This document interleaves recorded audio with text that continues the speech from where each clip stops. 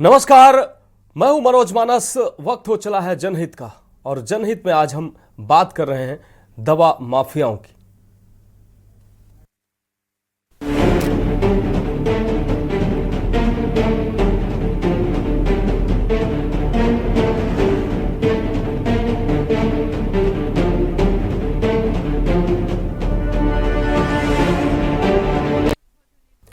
तो जनहित में आज हम बात कर रहे हैं दवा माफियाओं की साठ गांठ पर सिकंजा कब। मुनाफे के लिए प्रदेश में निजी अस्पतालों और दवा कंपनियों का गठजोड़ तोड़ने को सरकार ने कमर कसी है। इसके लिए निजी अस्पतालों पर बिना फार्मासिस्ट मनचाहे ब्रांड की दवाएं बेचने पर भी लगाम कसने की तैयारी है। शासन ने इसके लिए आदेश जारी कर दिया है। सवाल है कि सरकार के निर्देश पर शुरू होने वाला यह अभियान मरीजों और तीमारदारों को लाभान्वित कर सकेगा, या सरकारी अमला जांच के नाम पर खाना पूरी कर मेडिकल माफियाओं को वर्तमान की तरह मनमानी की छूट जारी रखेगा।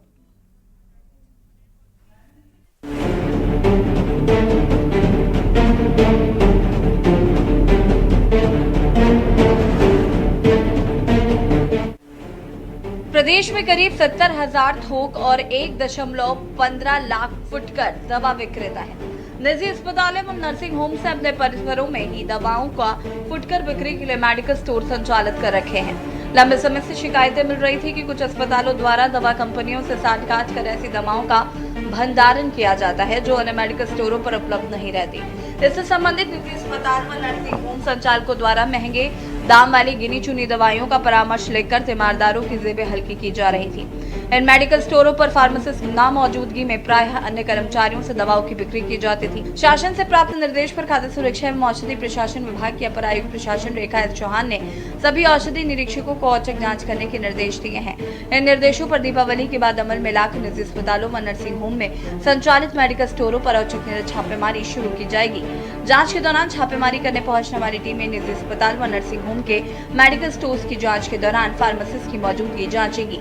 साथ ही दवाओं की उपलब्धता और विभिन्न ब्रांड के भंडारण की मात्रा भी देखेंगी। इस दौरान खुदरा मूल्य पर बिक्री और औषधियों के परीक्षण के साथ संबंधित अस्पताल के स्टोर पर मिली ब्रांडेड दवाओं के आसपास अन्य मेडिकल स्टोरों पर उपलब्धता भी परखी जाएगी। स्पेशल डेस्क के न्यूज़ इंडिया।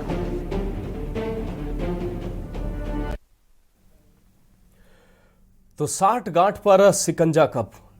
लगातार मेडिकल माफिया जिस तरीके से सक्रिय हैं, आपको बता दें कि आप निजी अस्पतालों में कोई भी आम जन जब पहुंचता है तो निजी अस्पताल में डॉक्टर को दिखाता है, और जब डॉक्टर दवा लिखता है तो कमोबेश जो दवा डॉक्टर लिखता है वो या तो उस अस्पताल में ही वो मेडिकल पे उपलब्ध होती है वो दवा, या तो जहां पर डॉक्टर सजेस्ट करता है कि ये दवा यहां मिलेगी, बाकी जगह पर वो दवाएं नहीं मिलती हैं। तो एक बड़ा नेटवर्क, बड़ा साठगांठ इस पर चलता है। महंगी दवाओं का ये जो खेल चल रहा है ये लगातार आमजन पर भारी पड़ रहा है, और इसी पर अब सरकार ने सिकंजा कसने की तैयारी कर ली है।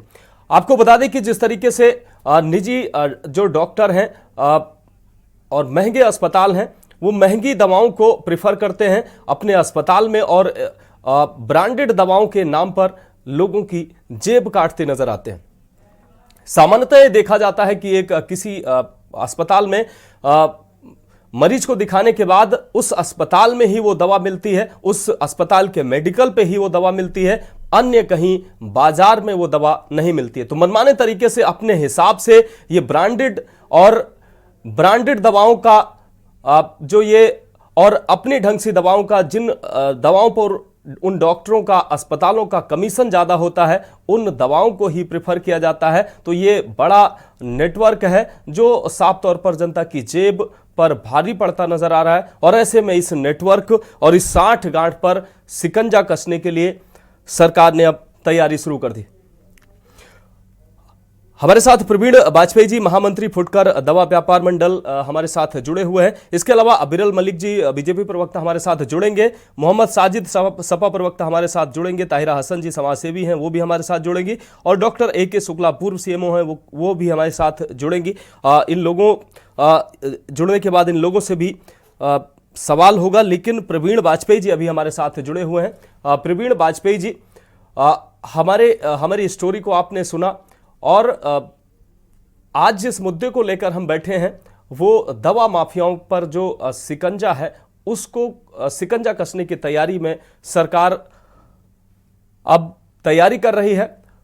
क्या लगता है आपको, जिस तरीके से बड़ा सवाल आज चर्चा में हम लेके बैठे हैं कि दवा माफियाओं का जो सांठगांठ है, किसी प्राइवेट अस्पताल में कोई पेशेंट या कोई मरीज जाता है तो उस अस्पताल के मेडिकल स्टोर पे ही वो दवा उपलब्ध होती है। डॉक्टर प्रेफर करता है ये दवा लीजिए और ये दवा यहीं मिलेगी। तो इस बड़े खेल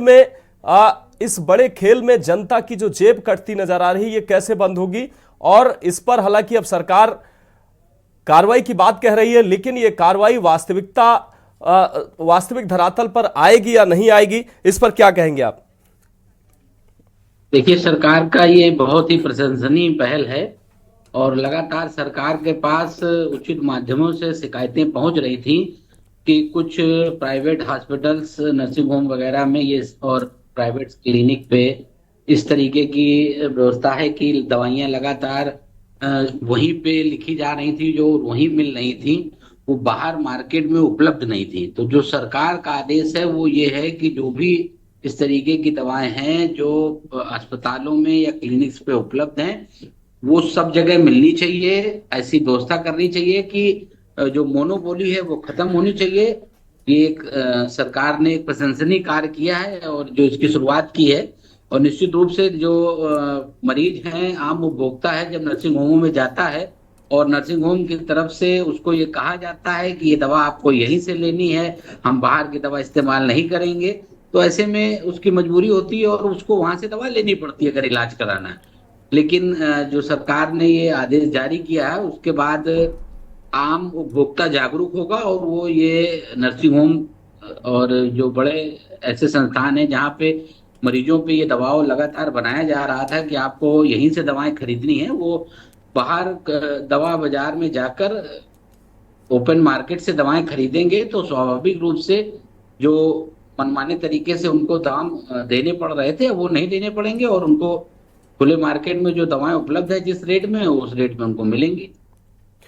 हाँ, निश्चित रूप से प्रवीण वाजपेयी जी, सरकार का जो उद्देश्य है कि जनता को सस्ती दवाएं मिले, इसके लिए लगातार सरकार प्रयास कर रही है। ऐसे में जन औषधि केंद्र भी सरकार ने शुरू किए कि जन औषधि केंद्र पर लोगों को, मरीजों को और जनता को सस्ती दवाएं उपलब्ध हो सकेंगी।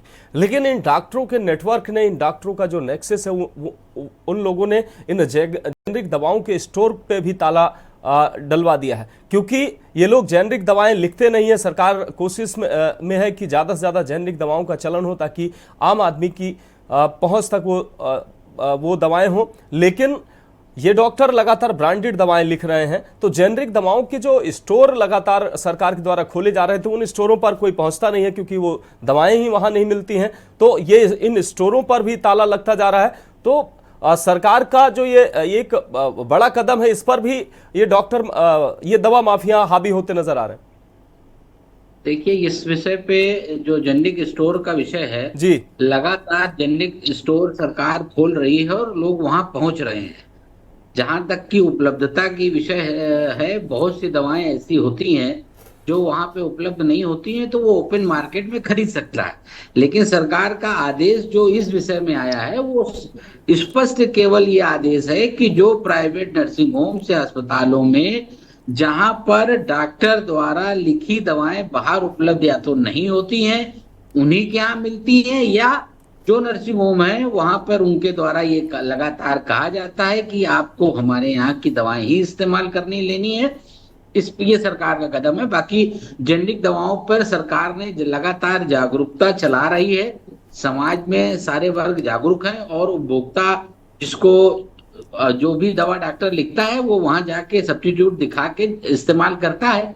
लेकिन बहुत सी दवाएं अभी भी बाजार में जब उपलब्ध नहीं होती तो उसको पेटेंट लेनी पड़ती हैं, क्योंकि जेनरिक में बहुत सी दवाएं अभी भी अनुपलब्ध हैं। तो जो जेनरिक दवाओं का चलन है उस पे सरकार दिन रात प्रयास कर रही है, अखबारों के माध्यम से, टीवी के माध्यम से, जन जागरण के माध्यम से, कि वही दवाएं सेम अगर उचित दाम पर जेनरिक औषधियों दवा की दुकानों पर उपलब्ध है तो उस पर मरीज ले और इस्तेमाल करे। बाकी देखिए जो प्राइवेट जगह पे जा रहा है, जिसको लेके सरकार लगातार शिकायतें पहुंच रही थी कि जो प्राइवेट जगह पे पहुंच रहा है उस पर वो महंगी ऐसी दवाएं जो बाहर उपलब्ध नहीं है या वहां पर ज्यादा दाम में मिल रही है, जबकि बाजार में छूट पर दवाएं उपलब्ध हैं। तो ऐसी स्थिति पे उसको लगता था कि हम बाहर ले लेंगे, हमें सस्ती मिलेंगी। तो उनको जब लगातार शासन पर यह शिकायत पहुंची तो उस पर ये माननीय मुख्यमंत्री जी ने आदेश किया है कि जो दवाएं मोनोपोली है वो समाप्त की जाए और जो नर्सिंग होम या क्लिनिक्स पे दवाएं उपलब्ध हैं, ऐसी दवाएं जो बाहर उपलब्ध नहीं है तो बाहर भी उपलब्ध हो, मोनोपोली टूटे। निश्चित रूप से वाजपेयी जी, सामान्य रूप से ये देखा जाता है कि अब तो कई सरकारी अस्पतालों में डॉक्टर भी बाहर की दवा जो लिखेंगे वो भी ऐसी दवाएं, ऐसी ब्रांडेड दवाएं लिखेंगे कि फला मेडिकल पे जाएंगे वहां आपको मिलेगी, और उसमें कमीशन खोरी का खेल है। ये बखूबी आप भी अच्छे से जानते हैं कि किस तरीके का कमीशन का खोरी का खेल होता है। एक निजी अस्पताल की अगर हम बात करें तो निजी अस्पताल में एक सामान्य मरीज जब जाता है तो वैसे पहले से ही तमाम जांचों और डॉक्टर की फीस और पहले से ही वो उसकी जेब काफ़ी हल्की हो चुकी होती है। अब जब दवाइयों की बारी आती है तो दवाइयों का बोझ भी इतना भारी हो जाता है, क्योंकि जो दवाइयाँ उसको लिखी जाती हैं वो इतनी महंगी होती हैं, और ऊपर से ये होता है विकल्प नहीं होता है उस मरीज के पास या तीमारदार के पास कि वो कहीं और जाके जानकारी कर पाए कि ये दवा और सस्ती मिल पाएगी या नहीं मिल पाएगी। अपने परिजन को जल्दी से जल्दी स्वस्थ हो सके, इसको लेके उसके अंदर एक डर रहता है कि अगर डॉक्टर ने जहां से दवा लिखी है वहां से नहीं लेंगे। भले ही हो सकता है कि बाजार में उससे कम कीमत में वही दवा उपलब्ध भी अगर हो रही हो तो भी उसके मन में डर रहता है कि कहीं हो सकता है डॉक्टर ने ये दवा लिखी है तो अगर यहाँ से हम नहीं लेंगे तो डॉक्टर ने बाद में फायदा की या नहीं की, या डॉक्टर नाराज हो गया। तो तमाम सवाल ऐसे होते हैं, इन सभी से तीमारदारों और मरीजों को गुजरना पड़ता है। हाँ, ये कुछ विषय ऐसे जरूर हैं कि कभी कभी ये शिकायतें आती हैं कि लिखी दवाएं वहीं पे मिल रही हैं। वो सरकार का जो कदम है वो केवल इसी बात पर है, वही बिंदु बार बार उठ रहा है। जो सरकार ने आदेश जारी किया है उस आदेश में उन्होंने ये स्पष्ट कहा है कि मोनोपोली तोड़ने के लिए ऐसा किया जाए कि जो दवाएं क्लिनिक्स पे उपलब्ध हैं या उनके प्राइवेट संस्थानों पे उपलब्ध है वो बाजार में भी उपलब्ध हो। तो जो दवाएं जब ओपन मार्केट में होंगी तो वो स्वाभाविक रूप से उसका जो उचित दाम होगा वो उसको पे करना पड़ेगा। अगर कोई कहीं पे दिक्कत है या इस तरीके की शिकायत है कि जहां पर उसके द्वारा ये लगातार कहा जा रहा है कि नहीं ये चीज आपको यहीं से लानी है, ये इतने की लानी है, तो वो वहां पर विभाग हैं, मुख्य चिकित्सा अधिकारी हर जिले में बैठते हैं और जिस जिले में ये शिकायतें हों वहां लोगों को करनी चाहिए। समाज को जागरूकता समाज में आए, इसका प्रयास होना चाहिए। इसीलिए हम लोग लगातार समाचार पत्रों के माध्यम से और टीवी चैनलों के माध्यम से इस तरीके की न्यूज और खबरों को देखते हैं, तो एक आम उपभोक्ता इस पर जागरूक है। और अगर फिर भी किसी को लगता है कि ये उसके साथ अन्याय हो रहा है या यहाँ पर जो ये नेक्सेस है इसको तोड़ने की आवश्यकता है, तो निश्चित रूप से उसकी शिकायत बैठे स्थानीय अधिकारियों से करे, वो कार्रवाई करेंगे। हाँ बिल्कुल।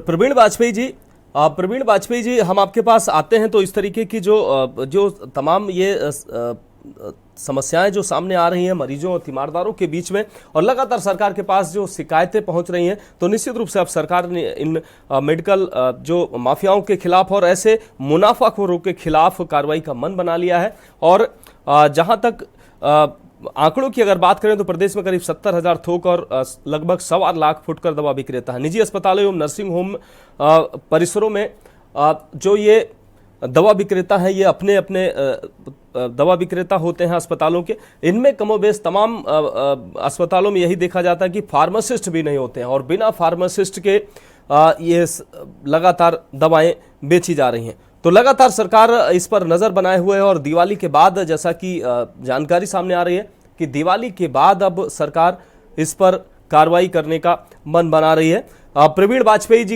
एक सवाल और आपसे हम जानेंगे। जिस तरीके से आपने साफगोई से सारी चीज़ें क्लियर की, आप महामंत्री हैं फुटकर दवा व्यापार इसके व्यापार मंडल के। करता हूं थोड़ी देर में। वाजपेयी जी, एक अहम सवाल ये है, इसमें मुनाफाखोरी का बड़ा खेल है ये, क्या मानेंगे, आपकी नज़र में क्या है ये? क्योंकि लगातार एमआर वगैरह के द्वारा हम देखते हैं डॉक्टरों के यहाँ एमआर की लाइन लगी होती है। ऐसे में डॉक्टरों को जहां ज़्यादा उनको मुनाफा या कमीशन दिखाई देती है, उन लोगों की उन कंपनियों की दवा या उन ब्रांड को ही अपने मेडिकल स्टोर पर रखते हैं। वो भले ही जनता की जेब या आम आदमी की जेब पर कितनी भी भारी पड़े, उनमें उनका कमीशन डॉक्टरों का ज़्यादा होता है। क्या ऐसी स्थिति नहीं है क्या?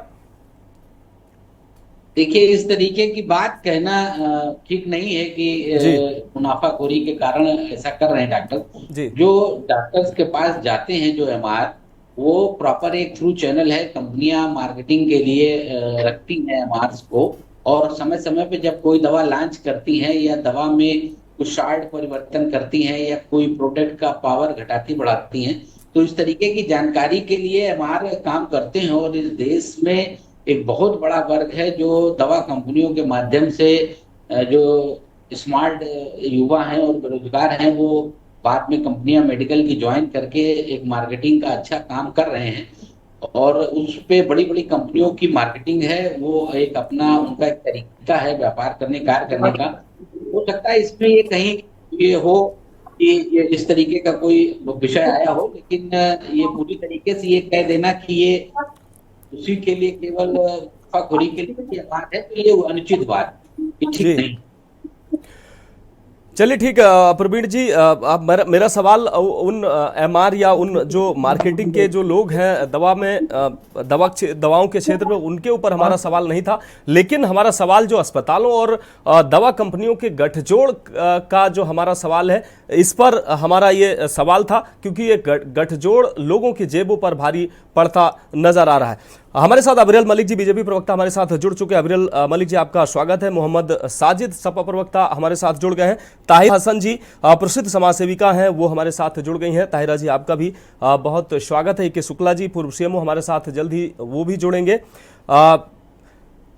ताहिरा जी के पास आएंगे। ताहिरा जी, एक गंभीर विषय पर आज हम चर्चा लेकर बैठे हैं कि जो अस्पतालों और दवा कंपनियों का गठजोड़ है, जिस पर अब सरकार ने लगातार शिकायतें मिल रही थी, सरकार ने अब शिकंजा कसने का मन बनाया है। कमोबेश अस्पतालों में आप भी इन स्थितियों से दो चार आपको भी होना पड़ता होगा, हम भी होते हैं। सामान्य जन, हर व्यक्ति कभी ना कभी निजी अस्पताल और अन्य अस्पतालों में जाना होता है। अस्पताल में जब कोई भी व्यक्ति जाता है तो उसको दवा लिखी जाती है, और जो वो दवा लिखी जाती है वो उसी अस्पताल के मेडिकल स्टोर पर मिलती है। डॉक्टर साफ तौर पर कहता है हमारे यहाँ ये दवा है, उपलब्ध है, और ये कहीं दवा, और होता भी ऐसा है कि वो दवा कहीं और नहीं मिलती है। तो ये जो गठजोड़ है, मरीज और तीमारदार को विकल्प होने चाहिए कि वो उसको सस्ती दवा, या वो दवा कहीं चार जगह उपलब्ध हो रही है तो वो उसको सस्ती पड़ रही है, वो वहां से खरीद सकता है। लेकिन होता ऐसा है कि वो दवा कहीं मिलती ही नहीं है।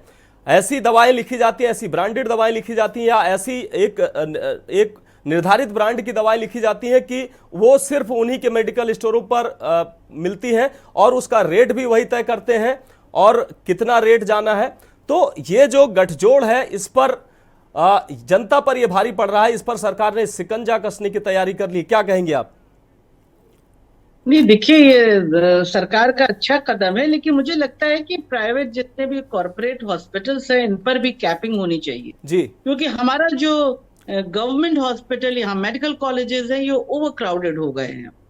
हमारा जो मार्जिनलाइज क्लास है वो तो प्रेफर करता है कि वहीं जाता है, लेकिन जब बहुत मुश्किल होती है तो जाहिर है हमारे गांव से लोग भी आते हैं, वहां पे इतनी हेल्थ फैसिलिटीज नहीं है। तो कितनी बार हमारी महिलाएं, मैं औरतों पे काम करती हूँ, वीमेन राइट्स एक्टिविस्ट हूँ, तो मैं देखती हूँ कि वो महिलाएं बताती हैं कि हम अपना जेवर बेच के आए, अपनी जमीन बेच के आए। यानी प्राइवेट हॉस्पिटल में इतना ज्यादा चार्जेस होते हैं। तो मुझे लगता है कि मुख्यमंत्री जी को अगर आपके इससे ले तो संज्ञान लेना चाहिए। हॉस्पिटल्स पे कैबिंग भी करनी बहुत जरूरी है कि जो अनाप शनाप पैसा और जो टेस्टिंग कराते हैं, ये गरीब आदमी को दौड़ा दौड़ा के उसका सारा, गरीब क्या, आप देखिए मिडिल क्लास हम लोगों के साथ भी अगर आप हॉस्पिटल जाइए तो आपसे पूरा पैसा आपका सक कर लेंगे। वो निडल लगा के से ब्लड निकालते हैं, वैसे सक कर लेते हैं। और दवाओं का देखिए, कंपनियां जो हैं उनके एमआर, जो अभी किसी ने कहा था, मैं सुन रही थी, वो सही कहा कि एमआर जाते हैं, उनको तैयार किया जाता है। जो दवा की कंपनियां दवा बनाती हैं तो वो कंपोजिशन कैसा है, क्या बना है, उसको जाके वो डॉक्टर को बताते हैं। कि किस लिए बना है, लेकिन वहां पे भी क्या होता है, कंपनीज गिफ्ट देते हैं। इसमें ये कैसे करेंगे, क्या करेगी सरकार, कैसे रोकथाम करेगी? और वो दवाएं जो होती है, ये दवाएं हैं हमारे ही यहाँ क्लिनिक में, जो हॉस्पिटल में जो मेडिकल स्टोर है उससे ही आप खरीदिए। अभी जेनेरिक की बात हो रही थी, जेनेरिक में तो अभी मैं ये पूछना चाहती हूँ, मुझे जो नॉलेज है, मुझे जो लोगों ने बताया, या जो मैं देखती रही हूँ, जो काम करती रही हूँ महिलाओं में, कि जेनेरिक जो है वो डॉक्टर को बहुत सस्ती मिलती है और डॉक्टर उसमें अच्छा पैसा लेता है, क्योंकि एमआरपी उसकी ज्यादा लिख के आती है, तो उसमें डॉक्टर का बड़ा फायदा होता है। तो आप देखिए, वो गरीब आदमी की कॉस्ट में वहां भी फायदा हो रहा है। और ये हमारा फंडामेंटल राइट है, हेल्थ और एजुकेशन, जो सब तक पहुंचना चाहिए। This is enshrined in our constitution, ये हमारे संविधान में लिखा हुआ है। तो मुझे लगता है ये तो फ्री होना चाहिए, लेकिन अगर फ्री बहुत क्राउड है, नहीं कर पा रहे हैं, तो कम से कम इन हॉस्पिटल्स में कैपिंग कीजिए। जो हेल्थ है वो बिजनेस हाउसेस जो चला रहे हैं यहाँ पर, नॉट फॉर मिंटिंग मनी, आप पैसा सिर्फ कमाने के लिए इसको बिजनेस की तरह नहीं चला सकते। ये सरकार को कहना चाहिए। उत्तर प्रदेश मुझे लगता है सबसे बड़ा प्रदेश जो राजनीति की भी दिशा और दशा को तय करता है, तो मुख्यमंत्री को बिल्कुल ये स्टेप लेना चाहिए। और मैं चाहती हूं कि कॉर्पोरेट जितने भी हॉस्पिटल्स हैं इन पे भी कैपिंग करें, और जो जेनेरिक की दवा है इसको चेक करें। जो मुझे जो पता है इसको देखें कि डॉक्टर्स को कम पैसों में मिलती है, एमआरपी ज्यादा लिखी होती है। हमारा जो मार्जिनलाइज क्लास का जो हमारा मरीज जाता है उसको आप महंगा देता है डॉक्टर, और वो पैसे कमाता है। तो किसी की हेल्थ की कॉस्ट पे ये कर रहे हैं, this is a criminal offence. निश्चित रूप से ताहिरा जी होना चाहिए। जी जी, और ताहिरा जी, कानून बन के बात होके खत्म जी, ना हो।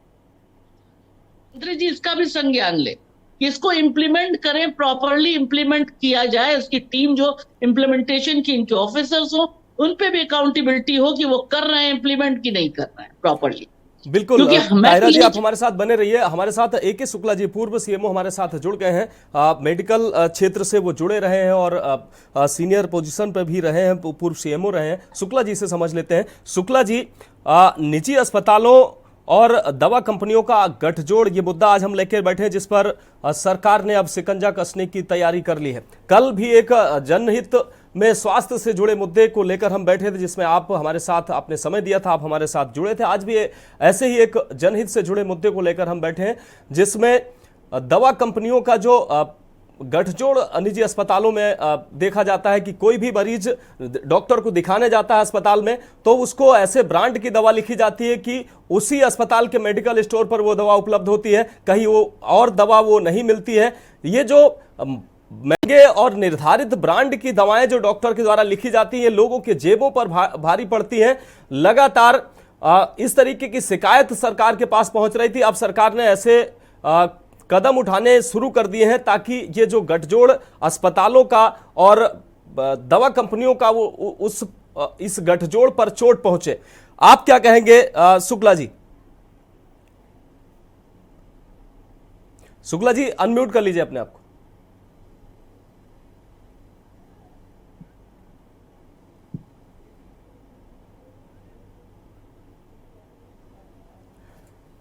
शुक्ला जी, क्या आप हमें सुन पा रहे हैं?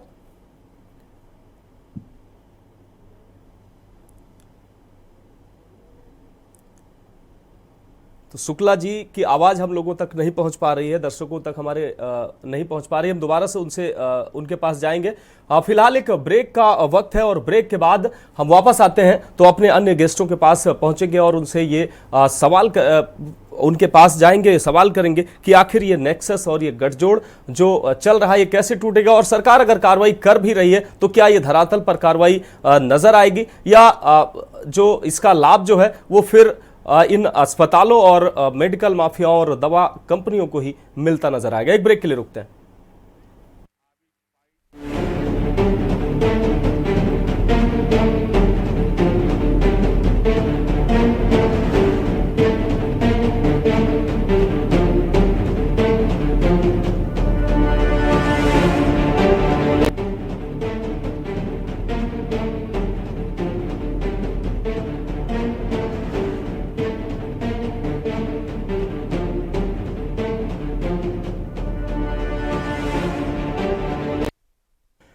तो ब्रेक के बाद एक बार फिर से हमारी खास पेशकश में आपका स्वागत है। हम बात कर रहे हैं 60 गांठ पर सिकंजा कप। अविरल मलिक जी हमारे साथ बीजेपी प्रवक्ता जुड़े हुए हैं, मोहम्मद साजिद सपा प्रवक्ता हमारे साथ जुड़े हुए हैं, ताहिरा हसन जी हमारे साथ जुड़े हुए हैं और प्रवीण वाजपेयी जी महामंत्री फुटकर दवा व्यापार मंडल हमारे साथ जुड़े हुए हैं। अविरल मलिक जी आपके पास आएंगे, ए के शुक्ला जी फिलहाल हमारे साथ नहीं है, उनके जुड़ते ही हम उनसे सवाल करेंगे। फिलहाल अविरल मलिक जी, एक ऐसे ज्वलनशील मुद्दे को लेकर आज हम बैठे हैं जिसमें जनहित से जुड़ा यह अहम मुद्दा है। अस्पतालों और दवा कंपनियों का गठजोड़ जो है, ये सरकार अब इसको तोड़ने का प्रयास कर रही है, लेकिन ये प्रयास क्या सफल होगा? तमाम ऐसे दावे किए जाते हैं, तमाम ऐसे कार्रवाइयों की बात की जाती है, लेकिन जनता को उसका लाभ सीधा मिलता नजर नहीं आता है। अब सरकार इन दवा जो कंपनियों के गठजोड़ की बात को तोड़ने की बात कर रही है, इन पर सख्त कार्रवाई की बात कर रही है, और जो निजी अस्पतालों में मनमानी चल रही है दवाओं के नाम पर, उस पर शिकंजा कसने की सरकार बात कर रही है। क्या धरातल पर इसका असर दिखेगा? ये कार्रवाई का जो ये कार्रवाई होगी उसका असर उसका लाभ जनता को मिलेगा क्या? जी नहीं, देखिए हमारा यही उद्देश्य है, यही हमारी मंशा है कि जनता को लाभ मिले, पीड़ितों को लाभ मिले, शोषित वर्ग को लाभ मिले, प्रत्येक व्यक्ति को लाभ मिले। और जहां तक विषय भारतीय जनता पार्टी का और उत्तर प्रदेश की सरकार का, जिस प्रकार से हमारे द्वारा भ्रष्टाचार को प्रदेश से समाप्त करने का कार्य किया गया, उसके साथ साथ जहां तक इस विषय की बात है, इस विषय को आपने उठाया, आपका मैं हृदय से आभार व्यक्त करना चाहूंगा। पूरे के न्यूज का और के न्यूज की पूरी टीम का आपका मैं आभार व्यक्त करना चाहूंगा। लेकिन जहां तक बात है, इस प्रकार के जो दवा माफिया टाइप लोग हैं, इस प्रकार का जो कार्य किया जा रहा है और जनता को ठगने का कार्य किया जा रहा है, धन ऐंठने का कार्य किया जा रहा है, तो ये निश्चित रूप से बहुत दुखद है और चिंता का विषय है। इसीलिए हमारे उत्तर प्रदेश की सरकार माननीय मुख्यमंत्री योगी आदित्यनाथ जी के नेतृत्व में निश्चित रूप से इसके ऊपर कड़ी कार्रवाई करेगी। और सरकार का इस संकल्प है कि किसी भी व्यक्ति को, किसी भी इस प्रकार के व्यक्ति को जो जनता को तकलीफ पहुंचाने का कार्य कर रहा है, जनता को तकलीफ देने का कार्य कर रहा है, जनता के साथ एक समस्या खड़ी कर रहा है या विकास में बाधा बनने का कार्य कर रहा है, इस प्रकार के व्यक्ति के खिलाफ निश्चित रूप से कड़ी कार्रवाई पूर्व में भी की जाती रही है और भविष्य में भी की जाएगी। और इस प्रकार के जो लोग हैं, जो एक गठजोड़ है, इसको तोड़ने का निश्चित रूप से कार्य किया जा रहा है और भविष्य में भी किया जाएगा। जो इस प्रकार के लोग जनता को चूना लगाने का प्रयास करते हैं, जनता को ठगने का प्रयास करते हैं, केवल ये लोग स्वार्थ की सोचते हैं, जनता की नहीं सोचते हैं, मरीजों की नहीं सोचते हैं, तो ऐसे लोगों के ऊपर निश्चित रूप से सवाल खड़ा होता है और इस प्रकार के लोगों के खिलाफ कड़ी कानूनी कार्रवाई निश्चित रूप से की जाएगी। अविरल मलिक जी, एक आपके सरकार की या यूं कहें कि प्रधानमंत्री नरेंद्र मोदी की एक बहुत बड़ी योजना और जनता से जुड़ी हुई योजना, प्रधानमंत्री जन औषधि केंद्र खुलवाने का, जो एक बहुत दूरदर्शी वाला फैसला था प्रधानमंत्री का कि लोगों को सस्ती और सुलभ दवाएं उपलब्ध हो सके। अब उस पर भी ये जो दवा कंपनियां हैं उस पर भी ताला लगवाने का काम कर रही हैं। जन औषधि केंद्र पर लोग पहुंच ही नहीं रहे हैं, क्योंकि जो दवाइयां अस्पतालों में जो लिखी जा रही हैं वो एक अलग ही ब्रांड की दवाएं लिखी जा रही हैं, एक ऐसे ब्रांड की लिखी जा रही है जो जन औषधि केंद्र पर मिल ही नहीं रही है। तो जो निगरानी आपके द्वारा नहीं की जा रही, आपके सरकार ने एक अच्छी योजना चालू की जन औषधि केंद्र, ताकि लोगों को सस्ती दवाएं मिल सके, लेकिन जब वो दवाएं वहां मिल ही नहीं रही हैं तो वहां जाएगा कौन? और एक अच्छी योजना जिस पर ताला लगता नजर आ रहा है, कई स्टोर ऐसे हैं जो बंद भी हो गए, लोग वहां जा ही नहीं रहे क्योंकि डॉक्टर दवाएं लिख ही नहीं रहे वहां की। जी नहीं, देखिए जहां तक विषय है ताला लगने का, तो ताला कहीं नहीं लगेगा, किसी प्रकार से नहीं लगेगा। और इस प्रकार के जो डॉक्टर्स हैं, जो इस प्रकार की मंशा को लेकर चल रहे हैं कि उनका लाभ हो या उन्हें कमीशन मिल जाए, इस प्रकार का जो कार्य कर रहे हैं, ये बहुत दुखद है और पूर्ण रूप से इलीगल है। अगर इस प्रकार के पेशे को इस प्रकार से चलाने का प्रयास करेंगे तो जनता के बीच में क्या इमेज जाएगी? जनता डॉक्टर्स को भगवान का रूप मानती है, पृथ्वी पर भगवान का रूप और भगवान का, ईश्वर का दर्जा देने का कार्य जनता के द्वारा किया जाता है निश्चित तौर पर। और इस प्रकार का अगर रवैया कुछ लोग, कुछ डॉक्टर्स अपने निजी हित को देखते हुए अगर इस प्रकार का रवैया अपनाएंगे तो ये निश्चित रूप से दुखद है। और उत्तर प्रदेश में और जहां जहां हमारी सरकार है भारतीय जनता पार्टी की, वहां कम से कम ये टॉलरेट नहीं किया जाएगा। हमारी जो जीरो टॉलरेंस की पॉलिसी है करप्शन के प्रति, और जिस प्रकार से ट्रांसपेरेंसी को लाने का भारतीय जनता पार्टी कार्य कर रही है, अगर उसके खिलाफ कोई भी कार्य होता है या कानून विरोधी कोई भी घटना घटित प्रदेश में होती है तो ऐसे लोगों के विरुद्ध एक प्रकार से कड़ा एक्शन लिया जाना तय है। बिल्कुल। मोहम्मद साजिद आपके पास आएंगे। सपा प्रवक्ता मोहम्मद साजिद जी हमारे साथ जुड़े हुए हैं। मोहम्मद साजिद जी, जिस तरीके से अब सारे लोगों को आपने सुना, विषय भी आपने समझा, लगातार प्रदेश में दवा माफियाओं का जो ये नेटवर्क चल रहा है और जनता की जेब पर वो भारी पड़ता नजर आया। खासकर प्राइवेट अस्पतालों की अगर हम बात करें, अब बहुत सरकारी अस्पतालों में भी देखने को मिल रहा है कि दवाएं बाहर की लिखी जाती हैं और ऐसी दवाएं लिखी जाती हैं कि वो खासकर एक ही स्टोर या एक ही मेडिकल स्टोर पर मिलती है। प्राइवेट अस्पतालों की स्थिति तो बहुत ज्यादा खराब है। इस पर अब सरकार कार्रवाई करने की बात कह रही है। क्या लगता है ये कार्रवाई जमीन पर दिखाई देगी और इस कार्रवाई का किस तरीके की कार्रवाई हो पाएगी? आप तमाम ऐसी कार्रवाइयों की बात आपने देखी है जो सरकार कहती है लेकिन धरातल पर नजर नहीं आती है। क्या कार्रवाई ये होगी और जनता का उसका लाभ मिलेगा? ये नेटवर्क जो है ये टूटेगा? देखिए, मैं के न्यूज का बहुत बहुत धन्यवाद कहना चाहता हूं कि जनहित से जुड़े मुद्दे को लाए, और मैं आपको ये बताना चाहता हूं आपके माध्यम से और प्रदेश की जनता के माध्यम से कि जो भाजपा के अभी प्रवक्ता साथी हैं जो लंबे चौड़ी बातें कर रहे थे जी, कहीं ऐसा कुछ नहीं है। जितना भी नेटवर्क चल रहा है वो भाजपा सरकार के संरक्षण में चल रहा है। अभी 2 दिन पहले आगरा में एक 80 करोड़ रुपए की दवा पकड़ी गई है जो टॉफी फैक्ट्री में दवा बन रही थी।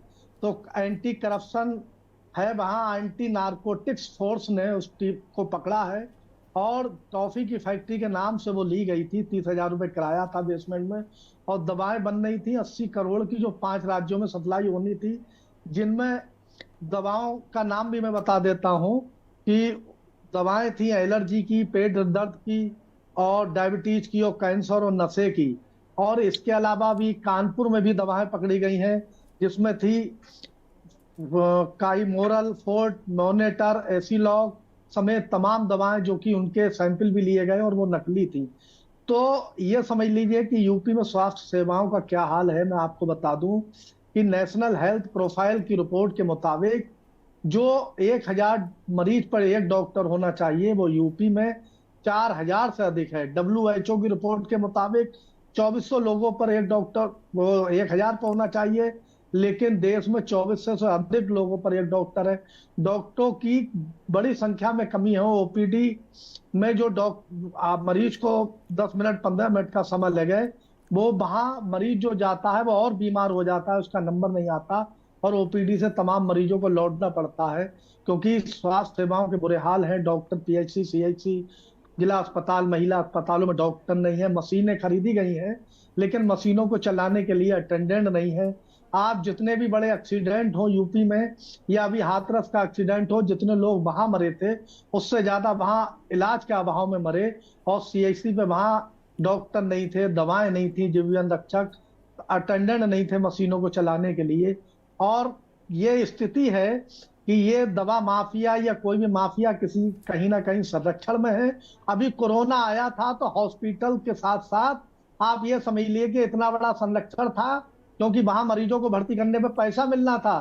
तो इसलिए जो टेक्निकल कॉलेज थे, जो एमबीए कॉलेज थे और तमाम जो कॉलेज थे एजुकेशन के, वहां पे भी मरीजों को भर्ती करता हुआ दिखाया गया और तमाम लोगों ने पैसा निकाला। तो ये हालत है। और कहीं ना कहीं जो जेनेरिक दवा जन औषधि केंद्र खोले गए थे वहां आप जाइएगा पर्चा लेके आपको दवा नहीं मिलेगी और वो जन औषधि केंद्र वाला कहीं ना कहीं जो बाहर मेडिकल लिए बैठा है उसका एजेंट होगा और वो कहेगा भाई साहब यहाँ दवा नहीं है, बाहर ये जाइएगा आप और माथुर मेडिकल से खरीद लीजिएगा या मिश्रा जी मेडिकल से खरीद लीजिएगा या मेडिसिन बैंक से खरीद लीजिएगा, वो आपको बताएगा।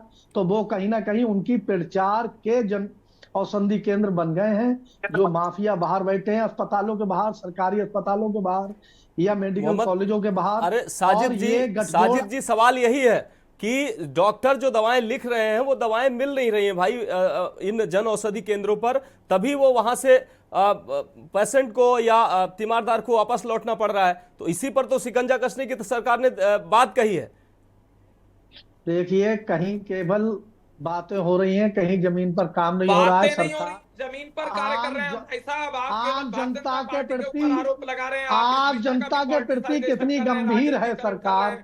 आप कृपया आम करके जनता इस के विषय का प्रति, अरे राजनीतिकरण सुन ना लीजिए, करिए। आपका नंबर अगर आप आएगा, आपका राजनीतिकरण कर रहे हैं, अबरेल जी साजिद जी को अपनी बात, साजिद जी की बात आने दीजिए पहले। दौरान क्या सुनने हुआ, की आपकी आदत पार्टी के डालिए, दौरान क्या हुआ, सुनने की आपकी आदत पार्टी डालिए। जब सत्ता में थी, अरे सरकार आप में थी, कहीं अखिलेश यादव जी उत्तर प्रदेश जनता के से जुड़े मुख्यमंत्री मुद्दे थे, पे उस समय आप क्या बात स्थिति करने थी, की हिम्मत कृपया नहीं इस रख बात की सकते, भी आप जानकारी बात मुझे कर दे ही नहीं दीजिए। सकते, आप मेरा केवल अधिकार है इधर जानना। उधर की बात भाई तो ये है, राजनीतिक मुद्दा नहीं है अबरेल जी, साजिद जी, ये राजनीतिक मुद्दा नहीं है, जनहित से जुड़ा मुद्दा है। आप लोग कोई भी मुद्दा होता है उसको व्यक्तिगत और राजनीतिक मुद्दा बना देते हैं। जनता से आप जुड़ा हुआ सुनिए मुद्दा ना, है, जनता को लाभ कैसे मैंने मिले, आपकी बात सुनी जनता को थी। लाभ कैसे मिले, आप भी इसके मेरी बारे बात में सुनिए। सोचना है भाई। आप और उसके अरे बावजूद भी आपने मेरे ऊपर अरे कमेंट कर सुनिए दिया ना, कि मैं लंबी आपके चौड़ी बात पास कर रहा हूँ। मैंने ये मुद्दों आपकी की बात तारीफ कर रहा था। की, मैंने आपकी और चैनल की तारीफ की है कि आपकी और चैनल की तारीफ की। सुनने की आदत डालिए।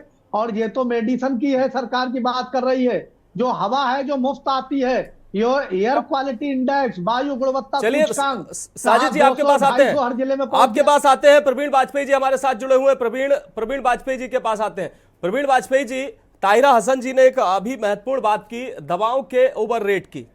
तमाम ऐसी दवाएं होती हैं जो 6 रुपए की दवाएं होती है उस पर 60 रुपए रेट पड़े होते हैं, 50 रुपए की दवाएं होती है उस पर 450 रुपए रेट पड़े होते हैं। तो उसके बाद उस पर 5% या 10% कंसेशन देकर जो उस तीमारदार या मरीज पर एक बड़ा एहसान कह लीजिए, या जो भी आप अपनी भाषा में समझ सकते हैं वो कह लीजिए, तीमारदारों को दिया जाता है। एक 10 गुना, 15 गुना, 20 गुना ओवर रेट प्रिंटिंग होती है दवाओं पर। इसके लिए कोई गाइडलाइन क्यों नहीं होनी चाहिए प्रवीण जी? प्रवीण जी अनम्यूट कर लीजिए अपने आप को। ये जो आपने विषय उठाया बड़ा जी। अच्छा विषय, जानकारी भी सबको होनी चाहिए। जी। ड्रग प्राइस कंट्रोल ऑर्डर ही एक्ट है, और आपको बताएं कि पिछले 10 वर्षों में सरकार ने जो सूची केवल 73 दवाओं की थी आज से 10 साल पहले, वो आज करीब करीब 1000 दवाओं की हो चुकी है, जिसपे सरकार ने अपना मूल्य निर्धारण कर दिया है। लेकिन अभी भी बहुत बड़ी दवाओं का एक ऐसा क्राइटेरिया है जो उसके बाहर है, वो भी उसमें आना चाहिए, ताकि दवाओं का मूल्य निर्धारण जिस तरीके से ड्रग प्राइस ऑर्डर कंट्रोल में लाके किया है, जिससे कई गुना दवाएं सस्ती हुई हैं, तो उसका लाभ आम जनता को और मिले अगर ड्रग प्राइस कंट्रोल ऑर्डर पे दवाएं आए। दूसरा भी, हमारे पूर्व 2 साथी विषय पे चर्चा कर रहे थे जी कि जो प्राइवेट दुकानें सरकारी दवा अस्पतालों में खुली हैं, तो विषय जानकारी सबको ये होनी चाहिए कि वहां पर जन औषधि भी खुली है और वहां पर पेटेंट के भी लाइसेंस है जी। जो जन औषधि के लाइसेंस है वो भी सरकार नहीं चला रही, प्राइवेट लोग चला रहे हैं, और जो प्राइवेट दुकानें हैं वो भी ठेके पे दी हुई दुकानें हैं।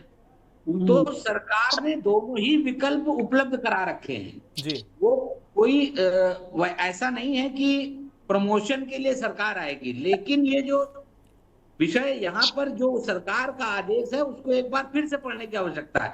सरकार ने ये कहा है कि जो अस्पतालों में इस बात के लिए मरीजों को परेशान किया जाता है कि ये मोनोपोली दवा यहीं से खरीदनी है, वो नहीं होना चाहिए, वो बाहर भी उपलब्ध होनी चाहिए, या कोई भी डॉक्टर अगर ऐसी दवा लिखता है जो बाहर उपलब्ध नहीं है, ऐसी दवा डॉक्टर को नहीं लिखनी चाहिए।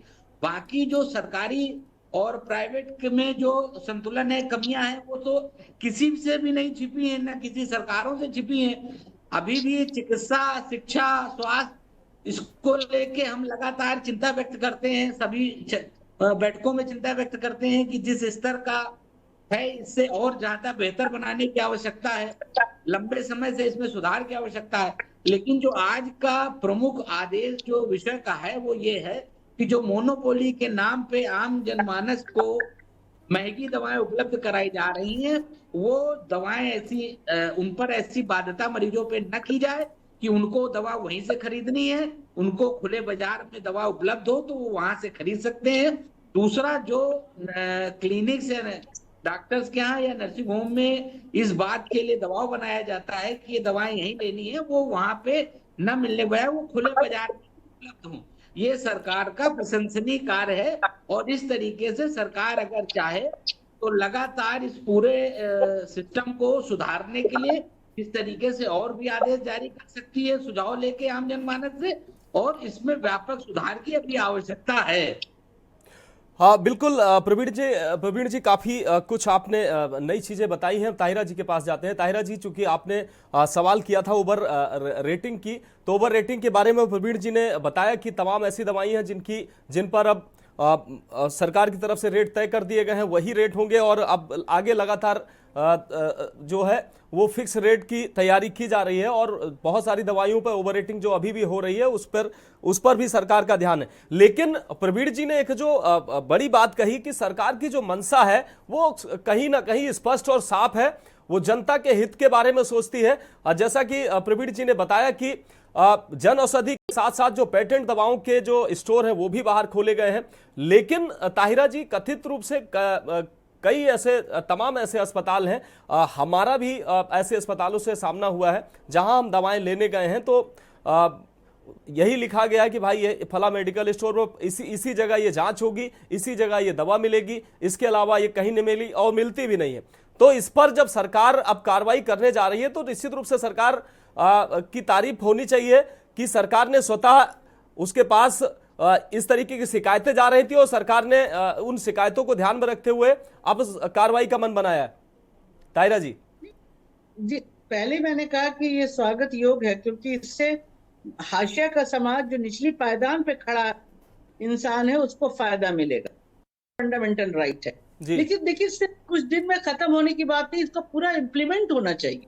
कानून तो बनते हैं जी, मुख्यमंत्री जी बना रहे हैं, लेकिन उनको इसमें थोड़ा सा विजिलेंस भी रखना होगा कि किस तरह से ऑफिसर्स इसको इम्प्लीमेंट कर रहे हैं, क्या प्रॉपरली हो रहा है कि नहीं हो रहा है। और ये दवा बाहर और अंदर, देखिए ये तो तब आता है, बाद में आता है। पहले ये बात है कि ये दवा डायबिटीज की, इसका ये कॉम्पोजिशन है, तो इस कॉम्पोजिशन की दवा अगर 100 रुपए की है एक स्ट्रिप मिल रही, तो वो उनके अस्पताल में भी वही मिलनी चाहिए और वो बाहर भी मिलनी चाहिए, वो हर जगह मिलनी चाहिए। बिल्कुल, ये सरकार, स्टेट इसको तय करे। ये ऐसा नहीं कि 10 दवाओं का किया भाई, 1000 दवाएं हो गई, तो जो मरीज बेचारा आया है, बलिया से आया है, बस्ती से आया है, देवरिया से आया है, और भी रिमोट गांव से आया है, यहाँ इलाज कराने आया है, फिर वो अपने घर जाएगा, उसके पास इतना पैसा नहीं है कि यहाँ के 5 स्टार होटलों में रहे या किसी भी छोटे मोटे होटल में रहे, लेकिन वो इसी देश का सिटीजन है, इसी देश का नागरिक है, उसका अधिकार है स्वास्थ्य पे। तो वो जब लेके जाएगा तो वो दवा हर जगह, हर रिमोट एरिया पे उसी दाम से मिलनी चाहिए।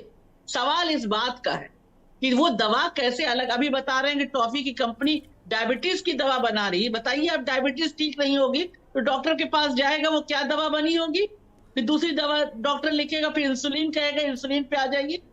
आप इंसान को क्या बना रहे हैं? जो आम आदमी है उसकी आवाज क्या सुनी ही नहीं जाएगी?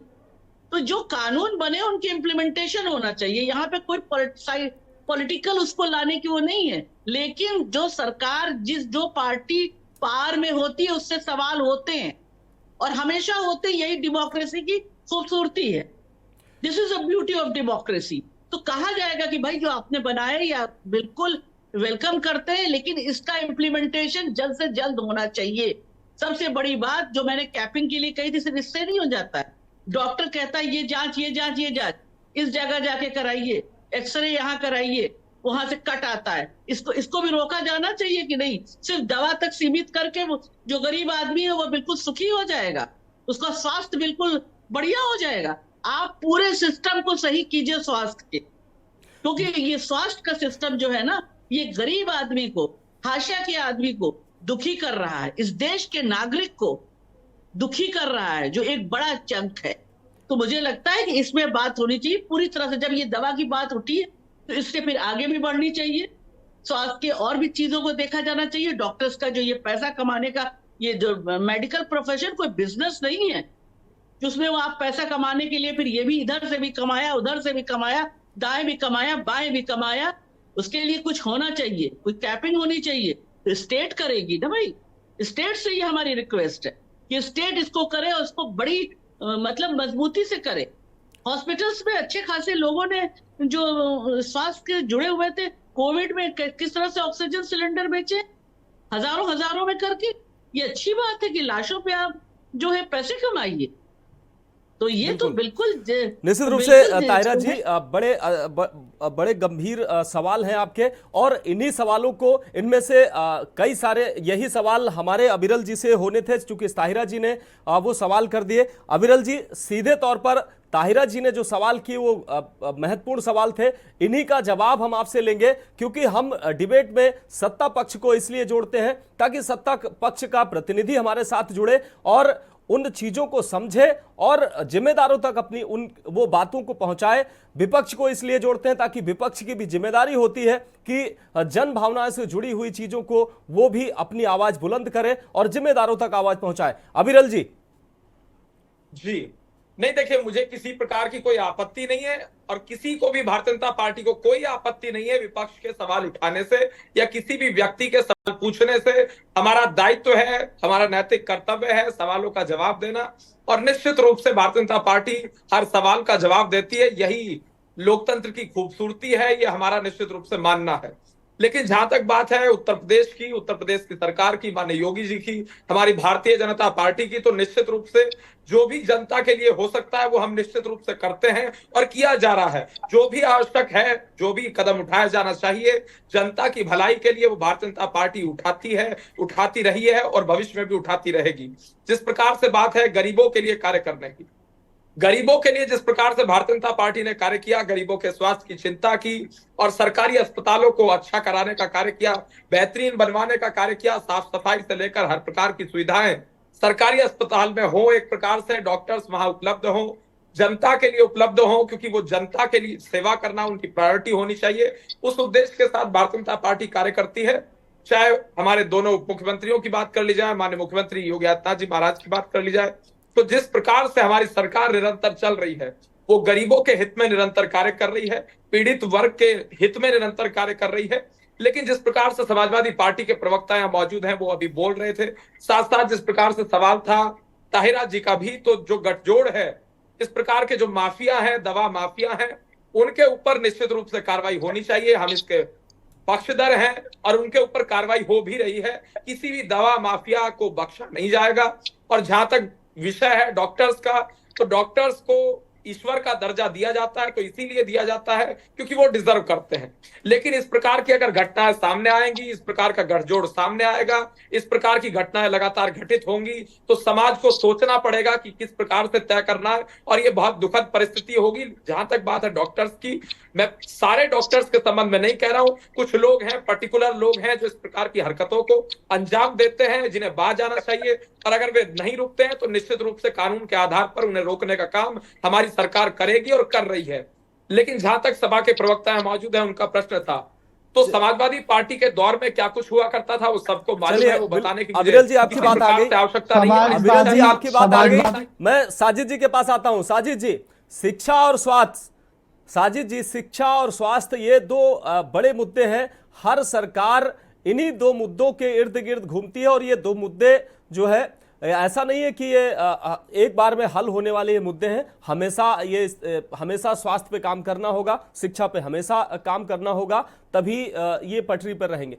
लेकिन स्वास्थ्य और शिक्षा ये दो विषय ऐसे हैं, लगातार हर दूसरे दिन हमको लेकर या तमाम न्यूज चैनलों को लेकर इस तरीके की डिबेट लेकर बैठनी पड़ती है कि बदहाल स्वास्थ्य व्यवस्था, बदहाल शिक्षा व्यवस्था, बदहाल कानून व्यवस्था। तो जब दो तीन ये खासकर ये ऐसे मुद्दे हैं तो सरकार इसके लिए चिंतित तो होती है, लेकिन इसमें निरंतरता नहीं दिखती है, सुधार नहीं दिखता। जब कोई घटना हो जाती है, जब कोई इस तरीके की अस्पतालों से ऐसी तस्वीरें आ जाती हैं, तब शोर शराबा होता है, उसके बाद शांति हो जाती है। साजिद जी, देखिए, मैं आपकी एक बार फिर तारीफ करना चाहता हूं, क्योंकि जो मीडिया का काम है वो विपक्ष की आवाज बनना है। तो आप मुझे जो बात कहने का है पूरा जरा समय दीजिए, और बीच बीच में जो बोल देते हैं इनको रोकिए जब इनका समय। शब्दों में साजिद जी, समय की पाबंदी। मैं ये बताना चाहता हूं कि सरकार बिल्कुल भी ना शिक्षा को लेकर गंभीर है, ना स्वास्थ्य सेवाओं को लेकर गंभीर है। जो समाजवादी पार्टी की सरकार में एम्बुलेंस सेवा शुरू की गई थी, वो एम्बुलेंस सेवाएं 10-12 साल हो चुके हैं, उनका मेंटेनेंस नहीं हुआ है, वो खड़ी होने लगी है। और जब सरपा की सरकार थी उस समय एम्बुलेंस व्यवस्था शुरू की गई थी, मरीजों को घर से लाने का काम कर रही थी, अस्पतालों में भर्ती कराए जा रहे थे। आज एम्बुलेंस के बजाय चाहे आप लखीमपुर खीरी हो या रामबरेली हो, रायबरेली हो, अमेठी हो, तमाम जगह से मरीज जो है वो अपने घरों से पीठ पर लाद कर लेकर आ रहे हैं, कोई साइकिल पर लेकर जा रहा है, कोई लाशें लेकर जा रहा है। आपको इस तरीके की तमाम फोटो और वीडियो दिखाई दे रहे हैं, मैंने भी देखे हैं, कहीं तो मैं भेज दूं। आपने कोई सेवा तो जनता स्वास्थ्य के लिए नहीं सेवाएं, चलाई भाई साहब, स्वास्थ्य अतीक सेवा, मुख्तार के लिए चलाई। अविरल जी आपकी बात आ गई है ना, आप साजिद जी और को अपनी बात नफरत के कंप्लीट अलावा करने आप दीजिए। कुछ नहीं कर सकते। नहीं, हम आप नहीं नफरत चलाते के हैं अलावा नफरत, आप हमें कुछ कोई नहीं लेना कर देना सकते। नहीं है आपका नफरत से। काम हम नफरत। तो मुद्दे की अरे बात करते हैं। बात स्वास्थ्य सेवाओं की हो रही है, अतीक और मुख्तार को लेके क्यों पेट में दर्द है आपके? अरे आपके चलिए आप राजनीतिक मुद्दा मत बनाइए। प्रवीण जी के पास आखिरी सवाल हमारा, प्रवीण जी से आखिरी सवाल हमारा। प्रवीण जी, आप संगठन में जुड़े हुए हैं, व्यापार मंडल, दवा व्यापार मंडल के संगठन में आपकी बड़ी जिम्मेदारी हो जाती है। आप के माध्यम से इस तरीके की जो ये नेटवर्क चल रहा है, जो ये सांठ-गांठ चल रही है, आप अपने स्तर से किस तरीके से इस पर लगाम लगाने का प्रयास करेंगे ताकि लोगों को राहत मिल सके? और ये जो कुछ गिने चुने जो लोग हैं, जो पूरे डॉक्टर बिरादरी को, जो पूरे मेडिकल बिरादरी को, चूंकि जो यही दवाएं हमारी जीवन रक्षक हैं और हमारा सिर्फ उनकी त्रुटियों पे ही बात नहीं, समाधान पे बात करना है, तो ऐसे आप संगठन से जुड़े हुए हैं, आपका क्या प्रयास रहेगा इन ऐसे सांठ-गांठ को खत्म करने के लिए?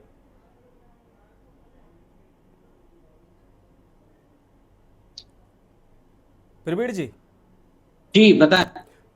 प्रवीण जी, आखिरी सवाल हमारा आपसे, जिस तरीके से ये आप संगठन से जुड़े हुए हैं, दवा व्यापार मंडल संगठन से जुड़े हुए हैं, इस तरीके का जो संगठन या सांठ-गांठ की हम बात कर रहे हैं, सांठ-गांठ जो चल रही है, आप एक जिम्मेदार व्यक्ति होने के नाते इस तरीके की सांठ-गांठ या इस जो व्यवसाय में इस तरीके की जो त्रुटियां सामने आ रही हैं, तमाम ऐसे जो माफिया टाइप के लोग हैं, उन पर शिकंजा कसा जाए, इसके लिए आप अपने स्तर से क्या प्रयास करेंगे? देखिए, हम लोगों के स्तर से ही ये प्रयास हुआ था। हम लोगों ने 1-1.5 महीने पहले माननीय मुख्यमंत्री जी को इस संबंध में एक चिट्ठी लिखी थी और उसमें हम लोगों ने ये लिखा था कि जो दवाएं नर्सिंग होमों में अंदर उपलब्ध हैं वो बाहर भी उपलब्ध होनी चाहिए और जो क्लिनिक्स में उपलब्ध हैं वो बाहर भी उपलब्ध होनी चाहिए। उसी के आशय में ये आदेश जारी हुआ है। सरकार ने आदेश जारी किया कि अगर इस तरीके का कोई नेक्सस है तो वो खत्म किया जाए, वहां पर स्थानीय अधिकारी उस पर कार्य करें। सरकार ने जो ये आदेश दिया है, अगर स्थानीय अधिकारी चाहेंगे तो इस तरीके की जो गतिविधियां जिलों में संचालित हो रही, जहां जहां भी संचालित हो रही, वो खत्म होनी चाहिए और ये समाज के लिए, व्यक्ति के लिए, किसी के लिए हित में नहीं है। गलत कार्य कहीं कोई करता है तो तत्काल प्रभाव से उसके खिलाफ सख्त, और जो लोग इस तरीके का करने को सोचे भी तो उनकी 2-4 पीढ़ी गलत करने के लिए तैयार न हो, इतनी सख्त कार्रवाई होनी चाहिए। निश्चित रूप से हमें अगर सब और स्वस्थ समाज बनाना है तो जो हमारे समाज में इस तरीके की कमियां हैं जिसकी वजह से हमको सबको शर्मिंदगी उठानी पड़ती है, वो ऐसे किसी कार्य में भी, वो किसी भी दल की सरकार हो, कोई भी हो, किसी को भी साथ नहीं देना चाहिए। सबको उसके खिलाफ कार्य करना चाहिए और अगर स्थानीय स्तर पर इस तरीके का अधिकारियों ने सख्ती से पालन कराया तो आने वाले समय में आम जनमानस को इसका लाभ मिलेगा। निश्चित रूप से प्रवीण जी, आपको तो पहले बहुत बहुत साधुवाद, क्योंकि इस तरीके की जो सांठ-गांठ चल रही है इसको आपने एक लड़ाई और मुहिम के तौर पर आगे बढ़ाया और आपके प्रयासों से मुख्यमंत्री तक ये बात पहुंची और उन्होंने जांच के आदेश दिए, तो आपको बहुत बहुत साधुवाद। और हमें उम्मीद है कि आप कार्रवाई के स्तर तक इस विषय को ले जाएंगे और हमारे तमाम मेहमान ताहिरा जी, अविरल जी और मोहम्मद साजिद जी, आप भी हमारे साथ जुड़े, आपने समय दिया, आपका भी बहुत बहुत शुक्रिया इस गंभीर विषय पर चर्चा करने के लिए। तो सांठ-गांठ पर शिकंजा कैसे होगा, इस पर हमने बात की। तो निश्चित रूप से सरकार जो ये फैसला किया है दिवाली के बाद, अब सरकार एक्शन की बात कर रही है। अब देखना होगा कि सरकार का जो एक्शन है वो किस स्तर पर होता है और इसका जो लाभ जनता को कैसे मिलता है और ये जो सांठ-गांठ कर रहे हैं ये जो माफिया लोग, इनकी कमर कैसे टूटती है। फिलहाल इस खास कार्यक्रम में अभी के लिए इतना ही, मुझे दीजिए इजाजत और आप देखते रहिए के न्यूज़ इंडिया।